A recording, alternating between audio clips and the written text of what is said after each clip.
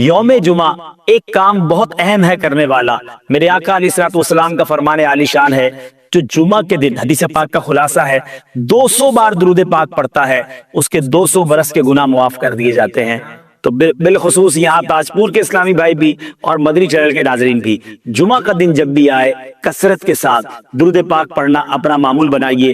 یہ بھی یاد رہے کہ جمعہ کے دن کی ایک نیکی 70 نیکیوں کے برابر ہے. اس دن ڈھونڈ کر نیکیاں کرنی چاہیے، زیادہ سے زیادہ نیکیاں کرنی چاہیے. اور یہ بھی یاد رہے چونکہ اس دن کا شرف، اس دن کی بزرگی، اس دن کا مرتبہ بھی بڑا ہے، تو جمعے کے دن کوئی ایک گناہ کرے اسے 70 گنا عذاب دیا جائے گا، یعنی 70 گنا ملٹیپلائی ہو جاتا ہے گناہ. تو ہمیں سوچنا چاہیے، بالخصوص ساری زندگی گناہوں سے بچنا ہے، مگر شب جمعہ اور جمعہ کا دن گناہ نہیں کرنے بلکہ خوب عبادت کرنی ہے. الحمدللہ شب جمعہ دعوت اسلامی نے کتنا اچھا مدنی کام میں عطا فرما دیا ہے کہ ہر شب جمعہ ساری دنیا میں دعوت اسلامی کے ہفتہ وار سنت و بڑے اجتماع ہوتے ہیں، وہاں دعائیں بھی مانگی جاتی ہیں، ذکر و اذکار بھی ہوتے ہیں. تو وہ رات دعوت اسلامی کے مدنی مرکز میں، اپنے قریبی مدنی مرکز میں گزارنے کی نیت کر لیجئے، اور جمعے کا دن جمعہ کی نماز ادا کیجئے، خوب عبادتیں کیجئے، تلاوت قرآن کیجئے. اللہ تعالی ہم سب کو آج کے دن کی برکت عطا فرمائے.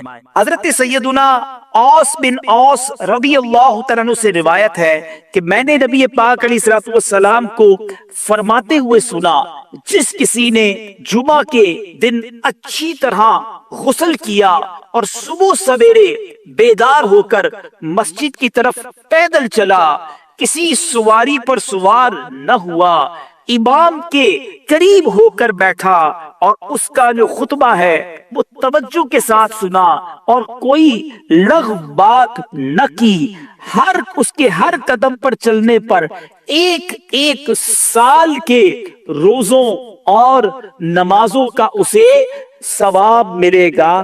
جمعے کے دن کو خاص طور پر اہتمام کے ساتھ گزارنا چاہیے. اس کو یوم عید کہا گیا، یہ تمام دنوں کا سردار ہے.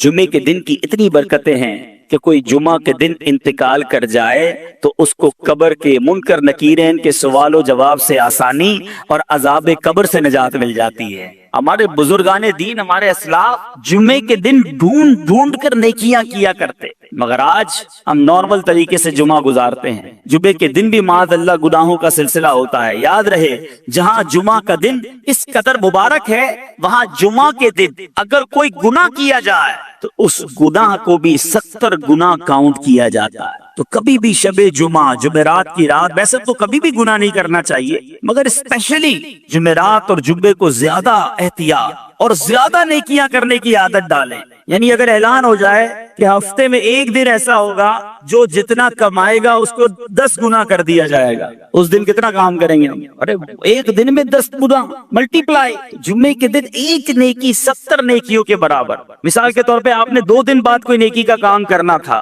آپ نے کسی کی کوئی مدد کرنی تھی، مسجد میں کچھ رقم دینی تھی، کوئی بھی نیکی کا کام کرنا تھا، کوشش کریں وہ جمعے والے دن پہلے کر لیں تاکہ 70 گنا اس کا جو ہے وہ ثواب مل جائے. برسوں ہو گئے جمعہ پڑھتے ہوئے، امام صاحب خطبہ دیتے ہیں جمعہ کا. اب ہم لوگ عربی تو جانتے نہیں اور نہ جاننے کی کوشش کرتے ہیں. کبھی سوچا یہ جو خطبہ دیا جاتا ہے اس میں ہمارے لیے کیا کیا میسج ہوتا ہے؟ آج انشاءاللہ جمعے کے خطبہ رضویہ کے چند مدنی پھول پیش کرتا ہوں کہ یہ بار بار آپ نے الفاظ سنے ہوں گے، کئیوں کو خطبہ یاد بھی ہو گیا ہوگا، لیکن کیا کہتے ہیں امام صاحب یہ سمجھ نہیں آتا. حالانکہ ہمیں اس کا ترجمہ ماشاءاللہ کتابوں میں ملتا ہے، پڑھے تو صحیح یہ کون سا میسج ہے جو گویا ہر جمعے ہمارے لیے دہرایا جاتا ہے. میں چند انشاءاللہ جمعے کے خطبے سے مدنی پھول پیش کرتا ہوں اور سنیے کتنے خوبصورت الفاظ میں ہر جمعہ ہمیں کیا یاد دلایا جاتا ہے. جمعے کے دن اعلان ہوتا ہے، اوصیکم ونفسی بتقوی اللہ عز وجل فی السر والاعلان. خطبہ دینے والا کہتا ہے وصیت کرتا ہوں تم کو اور اپنے نفس کو پرہیزگاری کی اللہ عز وجل کے لیے تنہائی اور لوگوں کے سامنے. فإن التقوی سنام ظہور الایمان، اس لیے کہ پرہیزگاری ایمان کی انتہائی بلندی ہے. ہمیں تقوی کا درس دیا جاتا ہے، لوگوں کے سامنے بھی اکیلے میں بھی اللہ سے ڈرنے کی بات کی جا رہی ہے، اور فرمایا گیا کہ پرہیزگاری ایمان کی انتہائی بلندی پر ہے. اور آج ہمارا کیا حال ہے؟ ہم نہ لوگوں کے سامنے گناہوں سے باز آتے ہیں، نہ اکیلے میں گناہوں سے باز آتے ہیں، نہ لوگوں کے سامنے اللہ سے ڈرتے ہیں، نہ اکیلے میں رب سے ڈرتے ہیں۔ ابھی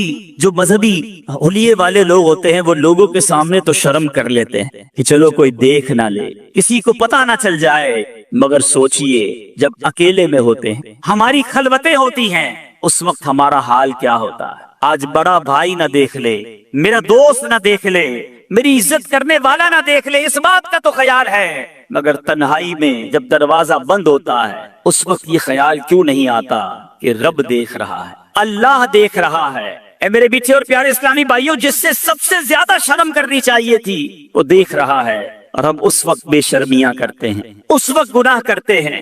اے میرے بیٹے اور پیارے اسلامی بھائیوں، غور کیجئے یہ کتنی بری بات ہے کہ رب دیکھ رہا ہو اور بندہ اسی کی نافرمانی کر رہا ہو۔ امام اہل سنت مولانا شاہ امام احمد رضا خان علیہ رحمت الرحمان کیا خوب فرماتے، چھپ کے لوگوں سے کیے جس کے گناہ، یعنی جس کی نافرمانی کر رہے ہو چھپ کے لوگوں سے کیے جس کے گناہ، وہ خبردار حال کیا ہونا، وہ تو دیکھ رہا ہے۔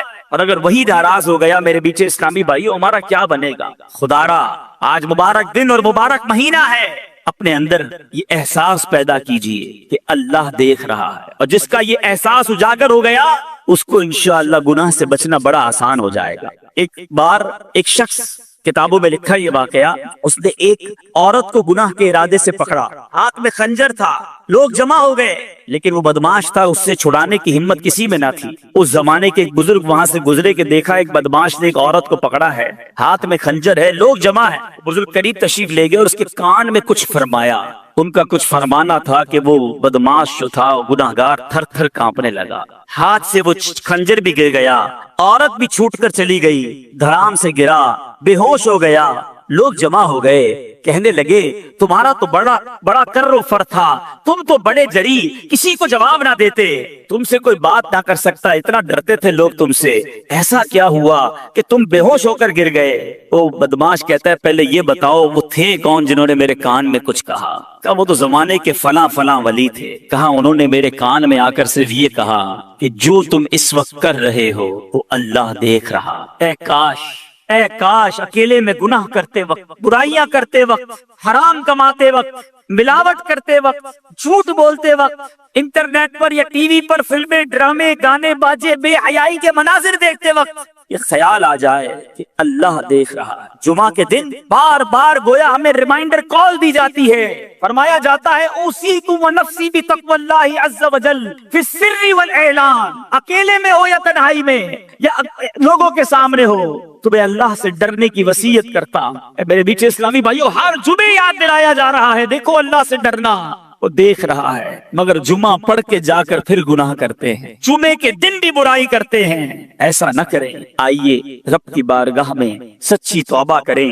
آگے ارشاد ہوتا ہے وَاذْكُرُوا اللَّهَ عِنْدَ كُلِّ شَجَرٍ وَحَجَرٍ وَاعْلَمُوا أَنَّ اللَّهَ بِمَا تَعْمَلُونَ بَصِيرٌ، اور اللہ کو یاد کرو ہر درخت اور پتھر کے نزدیک، اور جان رکھو اللہ تمہارے کام دیکھ رہا ہے۔ اللہ دیکھ رہا ہے، یہ اعلان ہوتا ہے۔ ذکر کرو رب کا، پتھر اور شجر اور حجر کے پاس، یعنی جہاں سے گزرو رب کو یاد کرو، مگر ہمارا حال یہ ہے ہم جدھر سے گزرتے ہیں وہاں رب کی نافرمانی کر۔ کتنے گواہ بناؤ گے؟ کون سی جگہ ہے جو ہمارے گناہ کی گواہ نہیں؟ ارے ہمارے بزرگ تو وہ ہوتے جدھر سے گزرتے ادھر عبادت کر، جس جگہ سے گزرتے مسجد دیکھتے کہتے اس میں بھی 2 رکعت نفل پڑھ لوں، مسجد میں جاتے چاہتے ہر ستون پر 2 رکعت پڑھ لوں تاکہ یہ جگہ گواہ ہو جائے۔ ایک بزرگ کے بارے میں آتا ہے ایک جگہ سے گزرے، واپس آئے، پھر گزرے، لوگوں نے کہا حضور اب ابھی تو گزر کر گئے تھے، کہا میں اس سڑک سے گزر تو گیا مگر خیال آیا اس سڑک پہ گزرتے گزرتے اللہ کا ذکر نہ کیا تھا، میں چاہتا ہوں جس راستے سے گزروں وہ راستہ میرے ذکر اللہ کا گواہ بن جائے۔ سوچو ہمارے بزرگ تو یہ چاہتے تھے، مگر ہمارا حال ایسا ہے کہ جس راستے سے گزرتے ہیں اس راستے کو گالیوں کا گواہ بنا رہے ہیں، اس راستوں کو معاذ اللہ गाड़ी में भी जाते हैं तो म्यूजिक चलाते हैं, सारा रास्ता वो गवाह हो जाए कि मैं गुनाह करते करते गुजरा हूं। मोटरसाइकिल पे जा रहे हैं तो कान में हेडफोन लगा के म्यूजिक सुनेंगे, एक एक सड़क को गुनाह का गवाह कर रहे हो। होना तो ये चाहिए कि मेरा सफर भी जारी हो, मेरा जिक्र भी जारी हो, मेरे जबान पर सरकार अलैहिस्सलाम पर दुरूद भी जारी हो, जिधर से गुजरूं वो जगह मेरे जिक्रुल्लाह की गवाह बन जाए। जुम्मे के खुतबे में एक और बात हमें डराई जा रही है, समझाया जाता है, वो अन्नल्लाह लैसा बिगाफिलिन अम्मा तामलून, और अल्लाह ताला गाफिल नहीं है उससे जो तुम अमल करते हो। वो देख रहा है, वो गाफिल नहीं, हम गाफिल होते हैं, वो रब गाफिल नहीं है। ए मेरे मीठे और प्यारे इस्लामी भाइयों, फिर आगे जाकर हमें नबी पाक अलैहिस्सलातु वस्सलाम से मोहब्बत का दर्स किस प्यारे अंदाज में खतीब दिया करते हैं। फरमाया जाता है फ़इन्नस्सुनन हियल अनवार, इसलिए कि सुन्नतें यही अनवार हैं। वज़य्यनू कुलूबकुम बिहुब्बि हाज़ा नबिय्यिल करीम, और मुज़य्यन करो अपने दिलों को उस नबी करीम की मोहब्बत से। अगर दिलों को मुज़य्यन करना है, दिलों को डेकोरेट करना है, सरकार दो आलम सल्लल्लाहु तआला अलैहि वसल्लम की सुन्नतों से मुज़य्यन करो।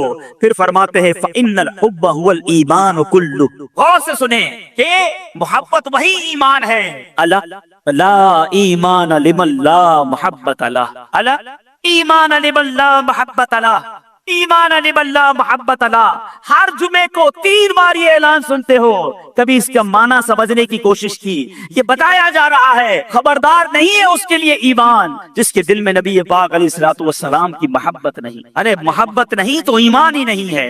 अला ला ईमान लिमल्ला मोहब्बत अला, आका की मोहब्बत ये ईमान की जान है, ईमान की असल है।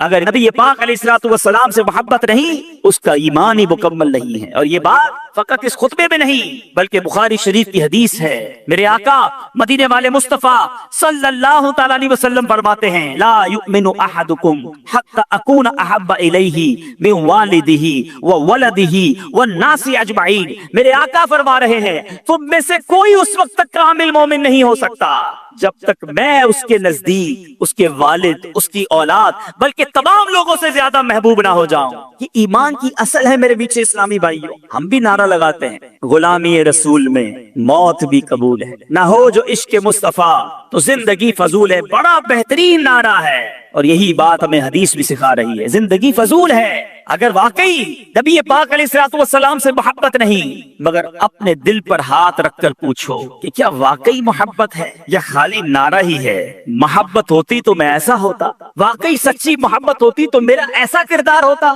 ये आका फरमाए कुछ और मैं करूं कुछ।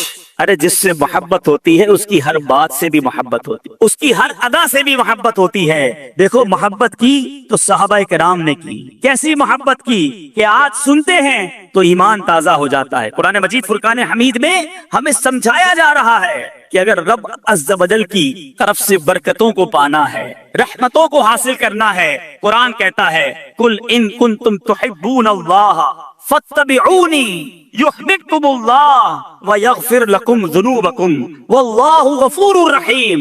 ए रसूल फरमा दीजिए, अगर तुम लोग अल्लाह से मोहब्बत करते हो तो मेरी इत्तिबा करो। मोहब्बत अल्लाह से करते हो तो इत्तिबा मेरी करो। क्यों, क्या होगा?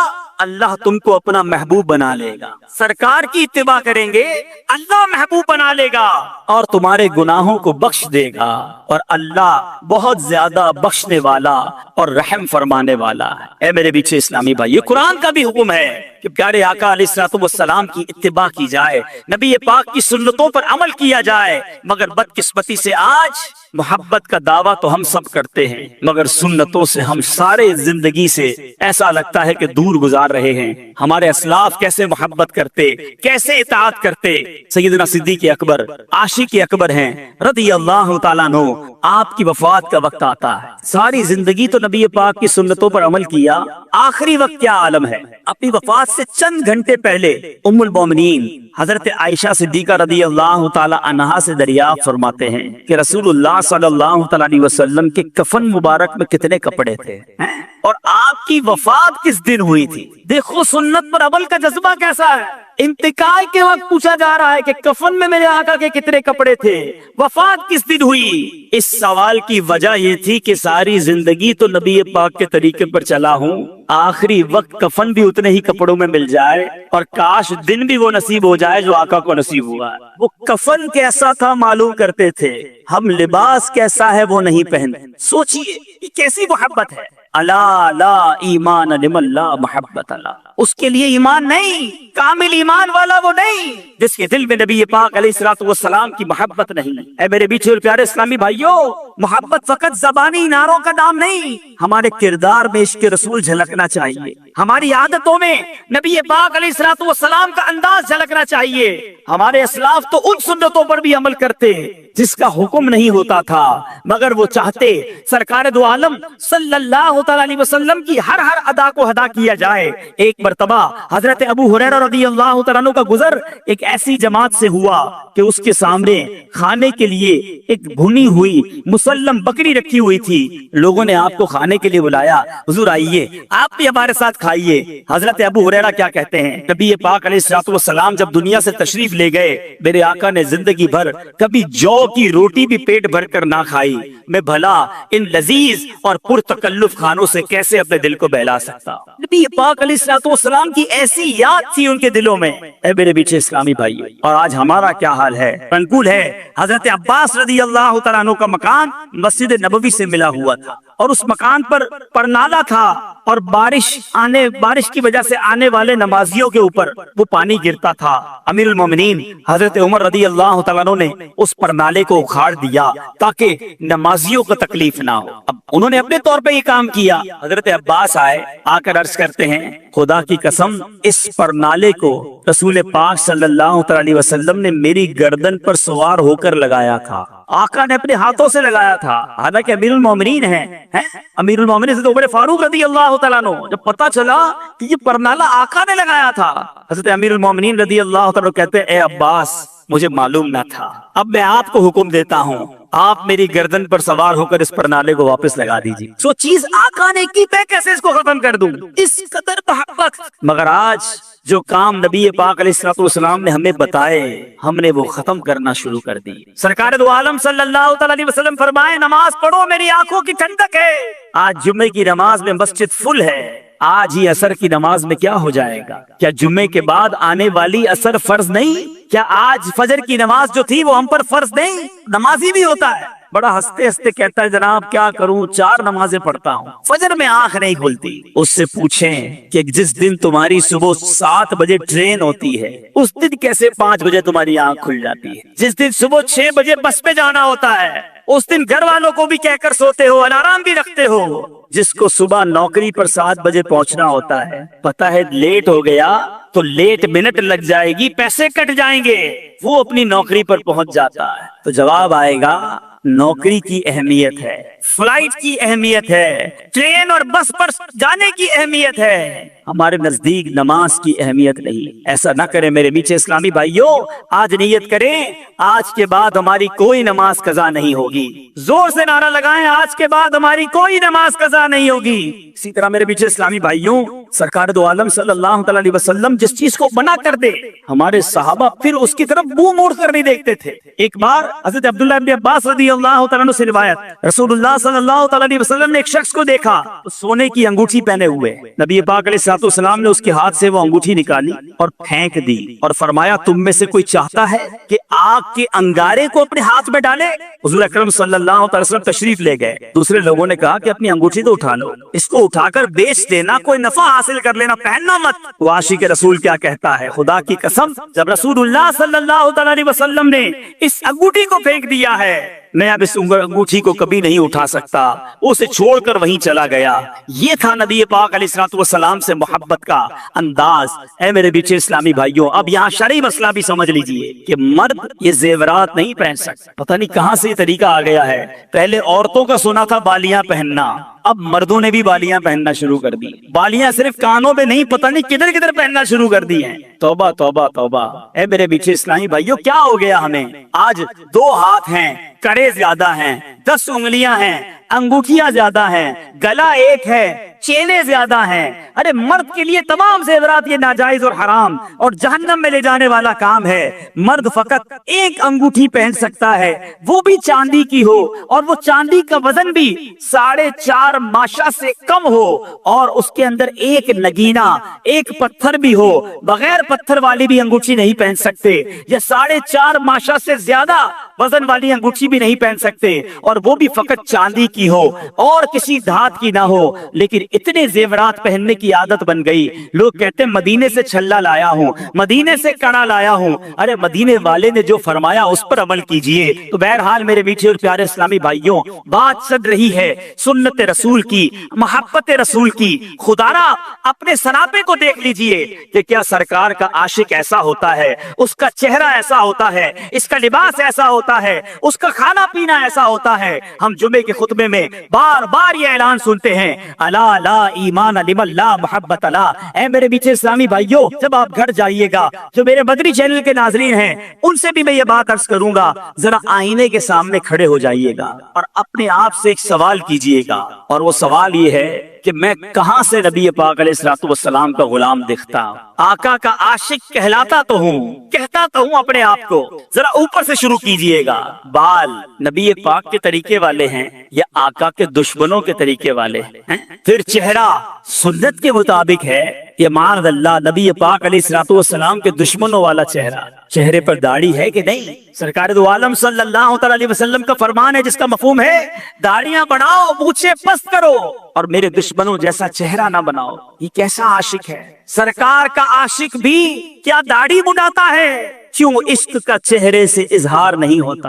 پھر ذرا لباس دیکھیے گا اپنا, اگر سنتوں والا ہے تو ٹھیک ہے, اور اگر نہیں انگریزوں والا اور بے پردگی والا لباس ہے, پھر اپنے آپ سے پوچھئے گا کہ میں کہاں سے مسلمان ہوں. پھر ذرا تھوڑی دیر گفتگو کرتے وقت نوٹ کیجئے گا کہ ہماری گفتگو کے اندر الفاظ کون سے ہیں. کیا السلام علیکم ورحمۃ اللہ وبرکاتہ کی عادت ہے؟ وعلیکم السلام ورحمۃ اللہ وبرکاتہ کی عادت ہے؟ سبحان اللہ, ماشاء اللہ, انشاء اللہ, یہ ہماری زبان پر ہے یا فلمی ڈائلوگ ہیں, گانے باجے ہیں, بے حیائی کی باتیں ہیں؟ ارے کھانا کھانے بیٹھتے ہیں کسی کے ساتھ تو سمجھ نہیں آتا کہ مسلمان کے ساتھ کھا رہے ہیں یا کسی غیر مسلم کے ساتھ کھانا کھا رہے ہیں. الٹے ہاتھ سے سارے معاملات ہو رہے ہیں, اور جناب انداز ہی دوسرا ہے. میں آپ سب سے ایک بات کہنا چاہتا ہوں, خدارا غلامی رسول کا دعویٰ کرنے والوں اپنی اسکیننگ کرو کہ میں واقعی غلام رسول ہوں. ارے غلام رسول وہ ہوتا ہے کہ جس کو دور سے دیکھیں تو پتا چل جائے کس کا غلام ہے. شاعر لکھتا ہے نا, فنا اتنا تو ہو جاؤں میں تیری ذات عالی میں, جو مجھ کو دیکھ لے اس کو تیرا دیدار ہو جائے. ہمیں دور سے دیکھ کر پتا چل جائے کہ نبی پاک علیہ الصلوۃ والسلام کا عاشق اور امتی جا رہا ہے. محبت کیجئے, اپنے آقا سے ٹوٹ کر محبت کیجئے, مگر ان کے طریقے پر عمل بھی کیجئے. نبی پاک علیہ الصلوۃ والسلام کا غلام جھوٹا نہیں ہوتا, آقا کا غلام دھوکہ دینے والا نہیں ہوتا, نبی پاک علیہ الصلوۃ والسلام کا سچا عاشق حرام کمانے والا نہیں ہوتا. ارے کیسے وہ سود کا کاروبار کرے گا جب آقا علیہ الصلوۃ والسلام فرمائیں کہ سود کے 70 درجے ہیں اور اس کا سب سے کمتر درجہ یہ ہے. حدیث پاک کا خلاصہ ہے اس کا سب سے کمتر درجہ یہ ہے کہ بندہ اپنی ماں کے ساتھ بدکاری کرے. کہ نبی پاک کا غلام سود کا کاروبار کرے گا؟ ارے سود کا کام کرنے والے کو اللہ سے جنگ کرنے والا کہا گیا. چھوڑ دو یہ کاروبار, نہ کرو کاروبار میں ملاوٹ, نہ بولو جھوٹ, نہ کماؤ حرام. یہ سرکار کی غلامی نہیں, یہ بربادی کی طرف جا رہے ہیں. یہ جمعے کا خطبہ زبردست میسج ہے ہمارے لیے. الا لا ایمان لمن لا محبت لا.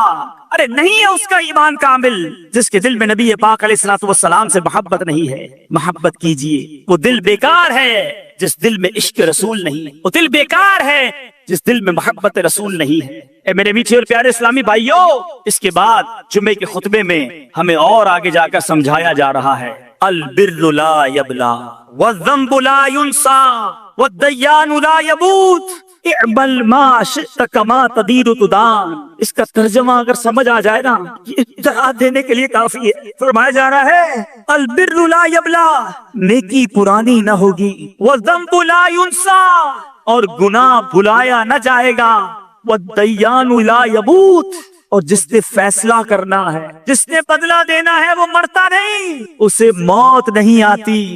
اعمل ما شئت کما تدین تدان, کہا گیا کر لے جو کچھ کرنا ہے, بدلہ دیا جائے گا. کر لے جو کرنا ہے آخر موت ہے، ایک دن مرنا ہے آخر موت۔ یہ اتنی زبردست حدیث ہے۔ فرمایا البر لا یبلا، نیکی پرانی نہیں ہوتی، نیکیاں کرتے جاؤ کرتے جاؤ، جمع کراتے جاؤ، وہ رب نیکوکاروں کا اجر ضائع نہیں کرتا۔ والذنب لا ینسا، گناہ کر کے ہم بھول جاتے ہیں، مگر یہ گناہ بھلایا نہیں گیا، کہیں نوٹ ہو گیا۔ ہم بڑے عجیب لوگ ہیں، ہم نے اتنے گناہ کیے ہمیں یاد ہی نہیں ہے، نیکیاں ساری یاد رکھی ہوئی ہیں۔ ہمارے اسلاف نیکیاں بھول جاتے، گناہ یاد رکھتے۔ آج ہمیں یہ بھی یاد ہے کہ 15 سال پہلے مدینے گیا تھا، 10 سال پہلے میں نے مسجد کو پیسے دیے تھے، 5 سال پہلے فلاں غریب کی شادی کروائی تھی۔ کسی کے ساتھ 10-15 منٹ بیٹھو، اپنی 15 سال کی نیکیاں گنوا دیتا ہے۔ اس سے پوچھیں جناب کل جھوٹ بولا تھا یاد ہے؟ 15 سال پرانی نیکی یاد رکھ کے گنوائی جا رہے ہو، کل جھوٹ بولا تھا، آج صبح تم سے بدنگاہی ہو گئی تھی یاد ہے؟ تھوڑی دیر پہلے آپ نے غیبت کی تھی وہ یاد ہے؟ کیسے لوگ ہیں ہم گناہ کری جا رہے ہیں، بھولی جا رہے ہیں، مگر وہ ذنب لا ینسا، گناہ بھلایا نہیں جائے گا۔ والدیان لا یموت، میں مر جاؤں گا، مگر جس نے فیصلہ کرنا ہے، جس نے حکم سنانا ہے، اسے موت نہیں آنی۔ اگر گناہوں پر پکڑ ہوئی ہم کہاں جائیں گے؟ اسی جمعے کے خطبے میں قرآن پاک کی ایک آیت ہر جمعے کو یاد دلائی جاتی ہے۔ فرمایا گیا فَمَن يَعْمَلْ مِثْقَالَ ذَرَّةٍ خَيْرًا يَرَهُ وَمَن يَعْمَلْ مِثْقَالَ ذَرَّةٍ شَرًّا يَرَهُ۔ ترجمہ کنز الایمان، تو جو ایک ذرہ بھر بلائی کرے اسے دیکھے گا، اور جو ایک ذرہ بھر برائی کرے اسے دیکھے گا۔ اے نیکیاں کرنے والوں تمہیں مبارک ہو، اے نمازیں پڑھنے والوں تمہیں مبارک ہو، اے روزے رکھنے والوں، اے ذکر کرنے والوں، اے حلال کمانے والوں، اے نیکی کی دعوت دینے والوں، اے اللہ کی رضا کے کام کرنے والوں تمہیں مبارک ہو۔ قرآن اعلان کر رہا ہے جو ذرہ بھر بلائی کرے گا اسے دیکھے گا۔ اور اے نمازیں قضا کرنے والوں، اے حرام بولنے والوں، اے حرام دیکھنے والوں، اے چھپ چھپ کر گناہ کرنے والوں، اے مسلمانوں کے مال دبانے والوں، اے اپنے ماں باپ کو ستانے والوں، اے حرام روزی کمانے والوں، اے جھوٹ بولنے والوں، غیبت کرنے والوں، بے حیا عورتوں سے دوستیاں کرنے والوں، سنو قرآن کہتا ہے جو ذرہ بھر برائی کرے گا وہ دیکھے گا۔ قیامت کے دن اگر ہماری برائیاں ہمارے سامنے کر دی گئی اور کہا گیا پڑھو، ہم کہاں جائیں گے؟ اے میرے میٹھے اسلامی بھائیوں، قرآن میں جا بجا یہ حکم موجود ہے کہ قیامت کے دن نامہ اعمال ہاتھ میں دیا جائے گا۔ خوشخبری ہے ان کے لیے کہ جن کے سیدھے ہاتھوں میں نامہ اعمال دیا جائے گا، مگر قرآن ہی کہتا ہے کہ بد نصیب ہوں گے چند لوگ وہ جن کی پیٹھ توڑ کر ان کے بائیں ہاتھ میں ان کا نامہ اعمال دے دیا جائے گا۔ کہا جائے گا اپنا اعمال نامہ پڑھ کر سناؤ، ذرا سوچو تو صحیح ہمارے اعمال نامے میں کیا کیا ہے۔ اور چھپ چھپ کر گناہ کیے ہیں، رات کے اندھیرے میں دروازہ بند کر کے گناہ کیے ہیں، اگر وہ پڑھنے پڑ گئے تو کہاں جائیں گے؟ اس میدان محشر میں ہمارے آقا بھی ہوں گے، تمام انبیاء کرام بھی ہوں گے، صحابہ کرام بھی ہوں گے، ہمارے غوث اعظم بھی ہوں گے، ہمارے پیر و مرشد بھی ہوں گے، ہاں ہمارے والدین ہوں گے، ہم سے محبت کرنے والے دوست بھی ہوں گے۔ ہم کیسے اپنی گندی باتیں پڑھ کر سنائیں گے؟ نہ کرو ایسے کام جس کے لیے قیامت کے دن شرمندہ ہونا پڑے، نہ کرو ایسے اعمال کے قیامت کے دن جواب نہ بن پڑے۔ نیکیاں جمع کر لو، ہم سب نے دنیا سے جانا ہے۔ اے میرے میٹھے اسلامی بھائیوں، فقط دنیا کے لیے نہ جیو، قبر میں تجوری نہیں، کفن میں جیب نہیں، فقط مال جمع کرنے کے لیے نہ جیے، قبر میں ہمارے اعمال ہمارے ساتھ جائیں گے۔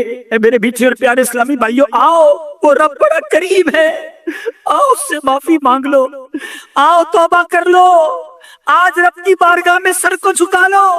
میرا رب اتنا قریب ہے، بندہ ساری زندگی گناہ کرے، ایک بار سچی توبہ کر لے۔ حدیث پاک میں آتا ہے التائب من الذنب کمن لا ذنب له، گناہوں سے توبہ کرنے والا ایسا ہے اس نے گناہ کیا ہی نہیں۔ آؤ آج توبہ کر لو، نامہ اعمال گناہوں سے بھرا ہوا ہے، میں بھی جانتا ہوں، آپ بھی جانتے ہیں، مگر میرا رب اتنا قریب ہے کہ ایک بار سچی توبہ بندہ کر لے، وہ نامہ اعمال کے گناہوں کو معاف کر دیتا ہے، اس کے نامہ اعمال سے وہ گناہ مٹا دیے جاتے ہیں۔ دنیا میں ہم جرم کریں، ہمارا ریکارڈ لکھ لیا جاتا ہے، میرے رب کی شان دیکھو، بندہ توبہ کرے رب نامہ اعمال سے سارے گناہ ہی مٹا دیتا، بلکہ جس پر کرم نواز ہو جائے اس کے گناہ نیکیوں سے بدل دیتا ہے۔ بس توبہ کرنے کی دیر ہے، سر جھکانے کی دیر ہے، پکا ارادہ کرنے کی دیر ہے۔ سوچو کب تک گناہ کرو گے؟ ارے کب تک اپنے رب کو ناراض کر کے جیو گے؟ آپ پکارو اسے، کر لو سچی توبہ۔ اللہ تعالیٰ کی بارگاہ میں دعا ہے کہ میرے مولا میرے گھر پہ بیٹھے ہیں، مالک ہم خطا کاروں کو معاف فرما دے۔ درود پاک پڑھنے کے بے شمار فضائل و برکات ہیں۔ مسلمانوں کی پیاری امی جان حضرت عائشہ صدیقہ طیبہ طاہرہ رضی اللہ تعالی عنہا سے روایت ہے، رسول رحمت شفیع امت صلی اللہ تعالی علیہ وآلہ وسلم نے فرمایا، جب بندہ مجھ پر درود پاک پڑھتا ہے تو اس کی برکت سے ایک فرشتہ اللہ پاک کی بارگاہ میں حاضر ہوتا ہے۔ اس فرشتے کے لیے حکم ہوتا ہے کہ اسے میرے بندے کی قبر کے پاس لے جاؤ تاکہ یہ میرے بندے کے لیے مغفرت کی دعا کرتا رہے اور میرے بندے کی آنکھیں ٹھنڈی ہوتی رہیں۔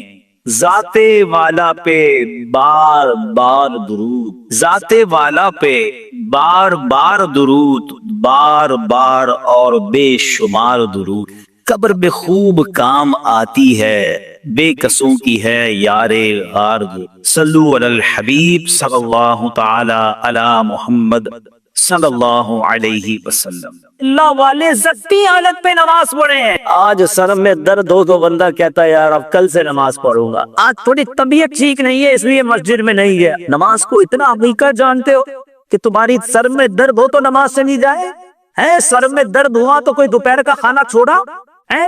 بخار بھی ہوتا ہے تو بندہ اپنی دکان ہو تو کھولنے جاتا ہے۔ نوکری والے تو بہانہ ڈھونڈتے ہیں، البتہ اپنی دکان ہو تو وہ بخار میں بھی جاتا۔ کیوں؟ یار کاروبار ہے، میرا اپنا کاروبار ہے، تمہیں اپنے کاروبار کی فکر ہے، تمہیں نماز کی فکر نہیں۔ حالانکہ نماز وہ برکت والا کام ہے، نماز پڑھو اللہ صحت عطا فرمائے، نماز پڑھو روزی میں برکت ہوگی، نماز پڑھو چہرے کا نور ملے گا، نماز تو پریشانیاں دور کرتی ہے۔ مگر لوگ چھوٹی چھوٹی بات پر نماز چھوڑ دیتے، مگر آج ہم نیکیوں سے دور بھاگتے ہیں اور گناہوں کی طرف دوڑے چلے جا رہے ہیں۔ حدیث پاک میں آتا ہے التائب من الذنب کمن لا ذنب له، گناہوں سے توبہ کرنے والا ایسا ہے جیسا اس نے گناہ کیا ہی نہیں ہے۔ اچھا اب ایک اور بہت پیارا عمل جس کو دیکھ کر اللہ مسکراتا ہے، وہی میں نے تو تفسیر بتائی کہ اللہ کی رحمت راضی ہو جاتی ہے اور اللہ کی رحمت برستی ہے، رب راضی ہو جاتا ہے۔ نبی پاک علیہ الصلوۃ والسلام نے فرمایا 3 بندے ہیں اللہ پاک انہیں دیکھ کر مسکراتا اور کیا ہوتا ہے؟ فرمایا اور بہت خوش ہوتا ہے۔ اب وہ 3 بندے کون سے ہیں؟ چیک کر لیں ان میں ہیں کہ نہیں۔ فرمایا نمبر 1 وہ بندہ جو رات کو اٹھے، بستر چھوڑے، اچھی طرح وضو کرے، پھر نماز پڑھنے کھڑا ہو جائے، اسے دیکھ کر اللہ پاک فرشتوں سے فرماتا ہے اے فرشتوں بتاؤ میرے بندے کو نیکی پر کس نے اکسایا ہے؟ فرشتے عرض کرتے مولا تو بہتر جانتا ہے۔ اللہ پاک فرماتا ہے ہاں میں جانتا ہوں مگر تم مجھے بتاؤ۔ فرشتے عرض کرتے ہیں اے مالک کریم تو نے اسے ایک چیز یعنی جہنم کا خوف دیا ہے، یہ اس سے ڈرتا ہے۔ اے اللہ تو نے اس کو ایک چیز جنت کی امید دلائی ہے، یہ اس کی امید رکھتا ہے۔ اے اللہ یہی خوف اور امید ہے کس نے اسے رات کی نیند قربان کر کے تیرے حضور کھڑے ہونے پر ابھارا ہے۔ اب اللہ پاک فرماتا ہے اے فرشتوں گواہ ہو جاؤ، یہ جس چیز سے ڈرتا ہے یعنی جہنم سے ڈرتا ہے، میں نے اپنے اس بندے کو اس سے امن بخشا، اور جس کی امید رکھتا ہے یعنی جنت کی، میں نے جنت اس پر واجب کر دی۔ رات اٹھ کر جب دنیا سوئی ہو بندہ اٹھ کر تہجد کی نماز ادا کرے، اللہ کی بارگاہ میں آنسو بہائے، اللہ فرشتوں کے سامنے گویا فخر فرماتا۔ دوسرے نمبر پر سنو، فرمایا دوسرا وہ شخص جو حق و باطل کی لڑائی میں شریک ہوا، ثابت قدم رہا یہاں تک کہ شہید ہو گیا، یا اللہ پاک نے اسے فتح عطا فرمائی، اللہ اس بندے کو دیکھ کر بھی مسکراتا ہے۔ جہاد کرنے والے مجاہدین یا تو شہید ہو جائیں یا غازی ہو کر لوٹے اللہ کی رضا کے لیے، اللہ کی رحمت ان پر بھی چھما چھم برستی ہے۔ اور تیسرے نمبر پر فرمایا تیسرا وہ بندہ جو رات کو سفر کرتا ہے، یہاں تک کہ رات کے آخری حصے میں جب کہیں ٹھہرتا ہے تو اس کے ساتھ والے سو جاتے ہیں مگر وہ کھڑا ہو کر نماز پڑھنے لگتا ہے، اس بندے کو دیکھ کر بھی اللہ پاک مسکراتا ہے۔ اجتماعی عبادت کے بڑے فائدے ہیں۔ اجتماع میں آنا، محفل میں آنا، دعا میں شرکت کرنا بہت اچھی بات، مگر اپنی عادت ایسے بھی بنائیں کہ کچھ عبادتیں ایسی کریں کہ میں جانوں اور رب جانے۔ یہ جو رات اٹھ کر دعا کا لطف ہے، رات اٹھ کر جو نماز پڑھنے کا لطف ہے نا، جب ساری دنیا سو رہی ہے اور بندہ اپنے رب کی بارگاہ میں حاضر ہے۔ علماء کہتے ہیں دن کے نوافل کے مقابلے میں رات کے نوافل افضل ہیں، کیونکہ رات سکون ہوتا ہے، رات رکعت قلبی ملتی ہے، سبحان اللہ، رحمت الہی چھماچم برستی ہے۔ ہمیں کیا کرنا ہے کہ رات تہجد کی نماز کی عادت ڈالے۔ رمضان میں بن گئی تھی نا، سحری کے لیے اٹھتے تھے تو لوگ تہجد پڑھتے تھے، اللہ کرے کہ یہ عادت بن جائے۔ کبھی کبھی، اگر ہر روز نہیں ہو سکتا کم از کم کبھی کبھی کریں۔ اچھا، اگر ایسی کوئی عبادت ہو بھی جائے نا تو پھر سب کو بتائیں نا کہ رات اٹھا تھا تو جناب دعائیں بھی کی تو آنسو بھی بہائے۔ نہیں، کبھی کبھی ایسا کیا کرو کہ میں جانوں اور رب جانے، اللہ سے باتیں کیا۔ میرے اسلامی بھائیوں، کچھ دنوں پہلے ہی کی بات ہے، ایک شور اٹھا کہ ماہ رمضان کا چاند نظر آ گیا، اور جیسے ہی رمضان آیا مسجدوں کی رونقیں بڑھ گئیں، نمازیوں کی تعداد بڑھ گئی۔ ایک عجب سما تھا سحری کا، ایک روحانی منظر تھا افطار کا۔ نوجوان، بوڑھے، بچے، اسلامی بہنیں سبھی عبادت میں مشغول ہو گئی۔ دیکھتے ہی دیکھتے عشرہ رحمت گیا، عشرہ مغفرت آیا، وہ بھی جدا ہوا۔ ہمیں لگا کہ ہم عشرہ رحمت اور عشرہ مغفرت میں ویسی عبادت نہیں کر سکے، اب آخری عشرے نقوب عبادت کر لیں گے، تاک راتیں بھی ہیں، مگر غفلت میں وہ آخری عشرہ بھی گزار دیا۔ رمضان ہمیں تڑپا کر، بہاریں لٹا کر، برکتیں عطا کر کے ہم سے اب جدا ہو چکا ہے۔ اب رمضان یقیناً اگلے سال بھی آئے گا، مگر یہ نہیں پتا کہ ہم اس رمضان میں ہوں گے یا نہیں ہوں گے۔ ہمیں یہ بھی نہیں معلوم ہماری مغفرت ہوئی کہ نہیں۔ ہم رب کریم سے دعا کرتے ہیں کہ اللہ، جن لوگوں نے تجھے راضی کیا ان کا واسطہ ہم سے راضی ہو جا۔ کہ رمضان وہ مہینہ ہے، من قام رمضان ایمانا و احتسابا غفر له ما تقدم من ذنبه، یعنی جو ایمان کے ساتھ ثواب کمانے کے لیے رمضان المبارک کے روزے رکھے اس کے پچھلے گناہ معاف کر دیے جاتے۔ اور اب شوال کا مہینہ آیا نا، حدیث پاک میں ہے کہ جس نے رمضان کے روزے رکھے پھر 6 دن شوال میں روزے رکھے تو گناہوں سے ایسا پاک ہو جاتا ہے جیسا کہ ماں کے پیٹ سے آج ہی پیدا ہوا ہو۔ تو وہ روحانیت، وہ برکت جاری رکھنی ہے۔ ابھی جو روزے بھی رکھنے ہیں نا، انشاءاللہ نفلی روزے رکھیں گے، 6 روزے رکھ لیں گے تو انشاءاللہ یہ برکت بھی حاصل ہو جائے۔ ہمیں کوشش یہ کرنی چاہیے کہ ہمیں ماہ رمضان کے بعد اب یہ 6 دن شوال کے، ضروری نہیں کہ ایک ساتھ رکھیں، شوال کے پورے مہینے میں رکھ لیں۔ رمضان سے پہلے بھی حرام روزی تھی، رمضان گزارنے کے بعد دوبارہ شوال سے وہی حرام روزی شروع ہو گئی ہے، تو پھر اس کا مطلب رحمت کی بارش میں وہ نہایا نہیں ہے، اس کی زندگی میں کوئی بدلاؤ آیا نہیں ہے۔ رمضان تو بدلنے آیا تھا، ایک نئی زندگی دینے آیا، لیکن دیکھنا یہ ہے کہ کیا ہمیں وہ نئی زندگی ملی یا ہم پھر اسی پرانی روٹین پر، وہی گناہوں بری عادتیں، وہی بری عادتیں، وہی نگاہوں کے گناہ، وہی زبان کے گناہ، وہی کانوں کے گناہ۔ یہ غور کرنا، اتنا بڑا انعام ملنے کے بعد بندے کو بدلنا چاہیے۔ مہینہ بندہ کہتے ہیں نا، کسی بیماری سے نکل کر آتا ہے تو بندہ کہتا ہے نہیں یار اب یہ کام نہیں کرنے، بیماری کے بعد مجھے پتا چلا کہ کتنا مشکل ہے، میں نے یہ والے کھانے نہیں کھانے، میں نے یہ والے، کسی بھی جگہ ایک مہینہ کوئی گزار لے، چاہے وہ ہاسپٹل میں گزار لے، چاہے کسی اچھی صحبت میں گزار لے، چاہے کئی اچھے کہتے ہیں نا انسٹیٹیوٹ میں گزار لے، تو اس کی زندگی میں خوب بڑا امپیکٹ آ جاتا ہے، زندگی بدل جاتی ہے۔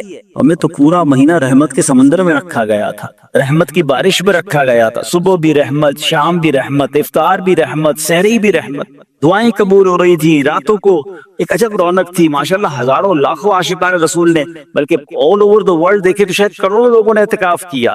اب اعتکاف کرنے کے بعد بھی نہ بدلا، مسجد میں آنے جانے کے بعد بھی نہ بدلا میں، اور پھر ویسا ہی ہو گیا، تو پھر قصور کس کا ہے؟ قصور تو پھر میرا ہوا نا۔ یاد رکھیے، قصور بارش کا نہیں ہوتا، زمین کا ہوتا ہے۔ رحمت کی بارش تو برسی، جو زمین نرم تھی اس نے پھول اگا دی، جو زمین زرخیز تھی اس نے کھیت اگا دیے، اور جب پہلے ہی گندگی تھی تو بارش کی وجہ سے وہاں کیچڑ ہو جاتا۔ اس کی نمازیں، اس کے روزے، اس کی آنسو، اس کی دعائیں، اس کے سجدے، اس کے صدقے، اس کی خیرات، اس کے چہرے پر جو داڑھی سج گئی، سر پر جو امامے آ گئے، بہنوں نے جو پردے کی نیت کر لی، وہ آیا ہے بستی اجاڑنے، وہ آیا ہے ہم سے سب کچھ چھیننے۔ اب عقل مند وہ ہے جو شیطان کی باتوں میں نہ آئے، رحمان عز و جل کے رحمت کے سائے میں چھپ جائے، مسجدوں میں آتا رہے، نمازوں کی پابندی کرتا رہے، سنتوں پر عمل کرتا رہے، جی اگر چاہے بھی برائی کی طرف تو ان بری محفلوں کی طرف نہ جائے۔ آج میں آپ کو ایک بڑی خوبصورت یہ سمجھے حدیثیں سنانے آیا ہوں۔ جب میں اس بیان کو تیار کر رہا تھا تو کہتا نا کہ بیان تیار کرتے کرتے چہرے پہ مسکراہٹ آ رہی تھی۔ آج وہ حدیثیں ہیں کہ جب بندہ یہ عمل کرتا ہے، کچھ اعمال بتاؤں گا، کچھ حدیثوں میں ایسے اعمال بتائے گے کہ بندہ جب یہ عمل کرتا ہے تو رب مسکراتا ہے۔ عمل تو بعد میں سنیں گے، فضیلت سن کے کیسی مزہ آ رہا ہے۔ اللہ مسکراتا ہے اپنے اس بندے کو دیکھ کر جو یہ عمل کرتا ہے۔ ہاں ایک وضاحت کر دوں کہ یقیناً اس کا مسکرانا ایسا نہیں ہے جیسے ہمارا مسکرانا ہے۔ اللہ پاک جسم اور جسم کے لوازمات سے پاک ہے، اس کی شان بہت اونچی ہے، مگر احادیث میں جب جہاں جائے لفظ آیا نا کہ رب مسکراتا ہے تو اس کا مطلب یہ کہ اللہ بندے کے اس کام سے بہت راضی ہو جاتا ہے، اس پر رحمتیں نازل فرماتا۔ سبحان اللہ۔ میں سوچ رہا تھا یہاں تک بتانے کے بعد آپ کو یہ کہہ دوں نا، اب جو بھی کام بتانا وہ کرنا شروع کر دیں گے انشاءاللہ۔ بغیر بتائے بتا دوں کہ بھائی اب یہ کام بھی رب راضی ہو جائے گا۔ رب کا مسکرانا لفظ کیسا ہے جس کو کہہ رہے دل کی کڑیاں کھل اٹھے کہ زندگی میں کوئی کام ایسا کر لوں، کوئی ایک کام ایسا کر لوں کہ اللہ میری طرف دیکھ کر مسکرا دے، یعنی اس کی رحمت مسکرائے اور اس کی طرف سے رحمتیں نازل ہو جائیں، وہ مجھ سے راضی ہو جائے۔ تو یہی زندگی کا حاصل ہے نا۔ سبحان اللہ۔ تو یہ آئیے آج مدری چل کے ناظرین آپ بھی ٹینشن ہو جائیں کہ وہ کام کون سے ہیں جس کو دیکھ کر رب کی رحمت ایسی راضی ہو جاتی ہے، رب اتنا راضی ہو جاتا ہے۔ سبحان اللہ سبحان اللہ۔ تو آئیے ایک پہلی حدیث سنتے ہیں۔ نبی پاک علیہ الصلوۃ والسلام فرماتے ہیں اذا ضحک ربک الی عبد فی الدنیا فلا حساب علیہ، جب تمہارا رب دنیا میں کسی بندے کو دیکھ کر مسکرائے تو روز قیامت اس سے حساب نہیں لیا جائے۔ ہائے ہائے، قیامت کے حساب سے بچ جائیں تو اور پھر کیا چاہیے؟ وہاں بلا حساب جنت میں داخلہ مل جائے۔ سبحان اللہ، یہ تو مزے کو مزہ آ جائے۔ تو اب کام کون سے ہیں سبحان اللہ جس میں رحمت خاص برستی ہے؟ سبحان اللہ۔ اور ابھی جن نیک اعمال کے بارے میں ہم سننے والے ہیں، یہ دو اہم فضیلتیں ہیں۔ جب بندہ یہ نیک کام کرتا ہے اللہ پاک اس سے انتہائی راضی ہو کر اس پر رحمت نازل فرماتا ہے، اور ایسا خوش نصیب روز قیامت بلا حساب جنت میں داخل ہو جائے گا۔ مولا علی شیر خدا کرم اللہ تعالی وجہ الکریم کی شان بھی بڑے پیارے انداز میں سیکھنے کو ملے گی۔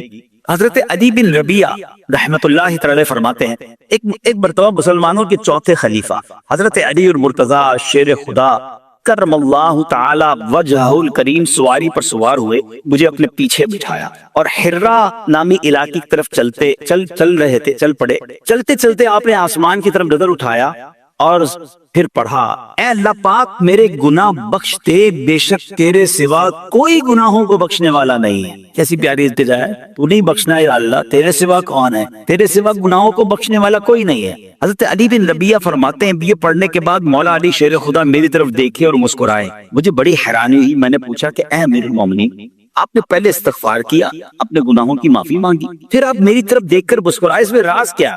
مولا علی شیر خدا کرم اللہ تعالی وجہ الکریم فرماتے ہیں کہ اپنے پرانا ایک واقعہ سنانے لگے، اپنی ماضی کی یاد تازہ کرنے لگے، فرمانے لگے ایک مرتبہ پیارے آقا مکی مدنی مصطفیٰ صلی اللہ تعالی علیہ وسلم سواری پر تشریف فرما ہوئے اور مجھے اپنے پیچھے بیٹھنے کا شرف عطا فرمایا۔ مولا علی کو پیچھے بٹھایا نبی پاک نے اپنی سواری، اور ہم اسی جگہ یعنی حرا کا جو علاقہ ہے اسی طرف آ رہے تھے، اور چلتے چلتے میرے آقا علیہ السلام نے آسمان کی طرف نگاہ اٹھائی اور فرمایا اللہم اغفر لی ذنوبی انہ لا یغفر الذنوب احد غیرک، اے اللہ میرے گناہ بخش دے، بے شک تیرے سوا کوئی گناہوں کا بخش